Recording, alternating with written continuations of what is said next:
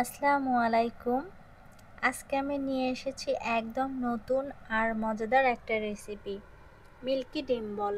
বাইরে থেকে দেখলে মনে হবে কেক বল, কিন্তু খেতে গেলে মুখে মিষ্টির নরম স্বাদে ভরে যাবে পুরোটা।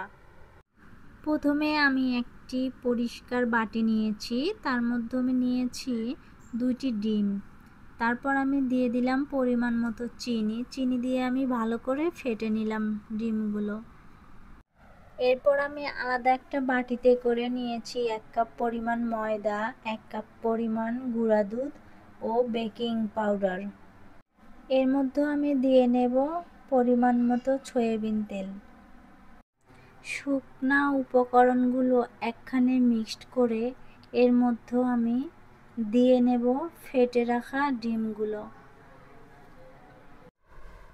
চাইলে আপনারাও আমার মতো করে একদম ঘরে বানিয়ে নিতে পারেন এই দারুণ রেসিপিটা।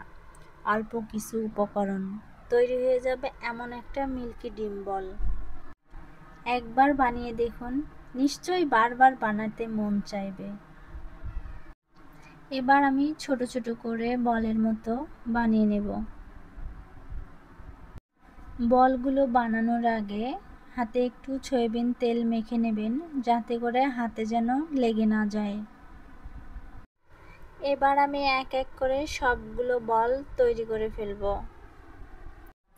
এবার আমি চুলায় একটা প্যান বসিয়ে নিয়েছি, সেখানে আমি তেল দেব। তেলটা গরম হলে আমি আস্তে আস্তে করে বলগুলো ছেড়ে দেব।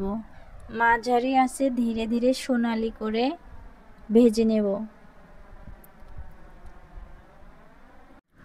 দেখুন কি সুন্দর ফুলে উঠেছে প্রতিটা বল, একেবারে পারফেক্টভাবে। এবার আমি তেল থেকে বলগুলো উঠিয়ে নেব, যাতে করে পুড়িয়ে না যায়।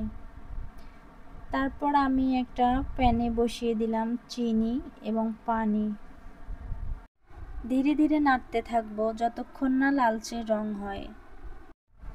এবার আমি এর মধ্যে ঢেলে দিলাম গরম দুধ। দুধটা ফুটে উঠতেই এর মধ্যে দিলাম 1 কাপ পরিমাণ গুঁড়া দুধ, যাতে করে দুধের ঘনত্ব আর স্বাদ দুটোই হয়ে যায় একেবারে পারফেক্ট। এবার আমি চুলা থেকে দুধটা নামিয়ে নিলাম। দুধটা এখন একদম কুসুম কুসুম গরম। ঠিক এই সময়ে দিয়ে দেব মিল্কি বলগুলো। কিছুক্ষণ দুধে ভিজিয়ে রাখবো।